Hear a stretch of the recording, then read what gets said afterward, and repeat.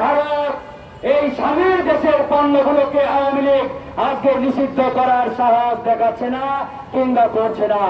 প্রিয় বন্ধুগণ, আপনারা কি চান এই আওয়ামী লীগের স্বামীর দেশের পণ্যগুলো ভক্ষণ করে ক্যান্সারে আক্রান্ত হয়ে আপনারা মারা যান? এটা যদি আপনারা চান তাহলে আপনারা ভারতীয় পণ্য ব্যবহার করেন, কোনো আপত্তি নাই। আর যারা চান এই ভারতীয় ক্যান্সার যুক্ত পণ্য কিনবেন না, খাবেন না, তাহলে আজকে থেকে এ সকল ভারতীয় পণ্যকে বর্জন করতে হবে। বাংলাদেশ থেকে সকল ইসরায়েলি পণ্য বর্জন করতে হবে।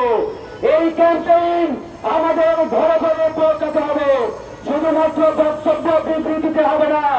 আপনার ছেলে, আপনার মেয়ে, আপনার স্ত্রী, আপনার পরিবার বর্গের লোকজন যখন বাজারে যাবে, মার্কেটে যাবে, আপনারা পরিষ্কার ভাবে দোকানদারকে বলবেন, আমাকে কোনো ইন্ডিয়ান কিংবা ইসরায়েলি পণ্য দিবা না। আমরা ইসরায়েলের পণ্য বর্জন করেছি, আমরা ইন্ডিয়ান পণ্য বর্জন করেছি, আমরা ইন্ডিয়ান ইসরায়েলি পণ্য খাই না।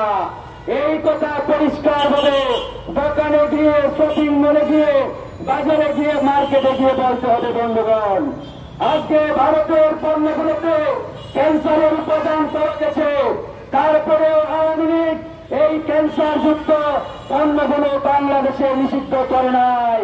কারণ আওয়ামী লীগ জানে এই ভারতীয় পণ্যগুলো নিষিদ্ধ করলে আওয়ামী লীগের স্বামীর দেশ খেতে যাবে, আওয়ামী লীগের স্বামীর দেশ ভারত রেগে যাবে, নারাজ হয়ে যাবে।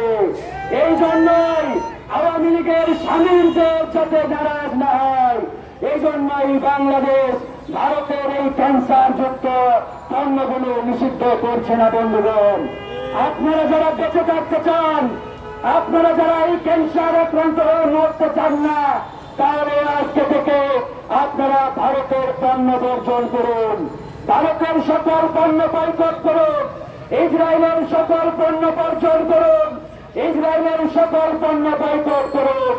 বন্ধুগণ, আমাদের কথা পরিষ্কার, ভারত কোনদিন আমাদের বন্ধু ছিল না, ভারত কোনদিন আমাদের বন্ধু হবে না।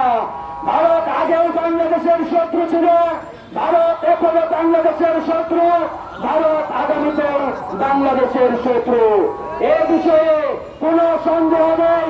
কিন্তু এই আওয়ামী দালালেরা, এই আওয়ামী লীগ ছেলেরা ভারতের বিরুদ্ধে কোনো কথা বলবে না। তাই আমাদের পরিষ্কার বক্তব্য, ভারতকে, ভারতের দোসরদের, এই মোদির পাচাটা গোলামদের বাংলাদেশ থেকে উৎখাত না করা পর্যন্ত আমাদের এ লড়াই চলছে, আমাদের এ লড়াই চলবে। বন্ধুগণ, আজকে আমরা গণ